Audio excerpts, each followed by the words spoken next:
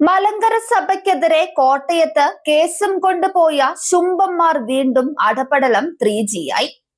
Malankara orthodox സഭയുടെ ലോക parliament എന്ന് വിശേഷിപ്പിക്കപ്പെടുന്ന പള്ളി പ്രതിപുരുഷ യോഗമായ 4000-ൽ പരം ആളുകൾ ലോകമെമ്പാടുമുള്ള പള്ളികളിൽ നിന്നും പ്രതിനിധികളായി പങ്കെടുക്കുന്ന മലങ്കര സുറിയാനി ക്രിസ്ത്യാനി അസോസിയേഷൻ സ്റ്റേ ചെയ്യണമെന്നാവശ്യപ്പെട്ട് വികട യാക്കോ വിഭാഗത്തിന് വേണ്ടി സ്വന്തം സഭയിലെ ചില വികടർ നൽകിയ ഹർജി കോട്ടയം കോടതി തള്ളി.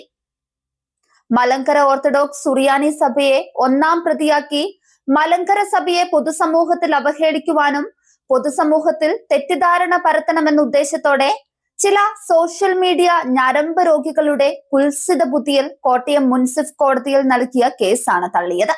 തെരഞ്ഞെടുപ്പ് കേട്ടുകേൾവി പോലുമില്ലാതെ 3 കോടി കൈക്കൂലി വാങ്ങി തെരുവിൽ കണ്ടവനെയൊക്കെ മെത്രാൻ വേഷം കൊടുക്കുന്ന യാക്കോകൾക്ക് മലങ്കര സഭയിൽ ജനാധിപത്യ രീതിയിൽ മെത്രാൻ തെരഞ്ഞെടുപ്പ് നടക്കുന്നു എന്ന് കേട്ടപ്പോൾ വിരളി പിടിക്കുന്നതിൽ അത്ഭുതമില്ല.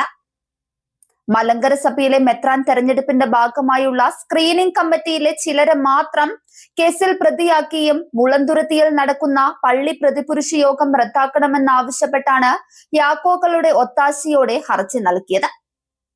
കോടതിയിൽ സ്വന്തം വക്കീലിനെ കൊണ്ട് ചില പരാമർശങ്ങൾ നടത്തി അത് കോടതിയിൽ ചർച്ച വന്നുവെന്ന് കാട്ടി നടത്തുന്ന കുട്ടി വക്കീലന്മാരുടെ ഗൂഢാലോചനയും അസ്ഥാനത്തിലായി.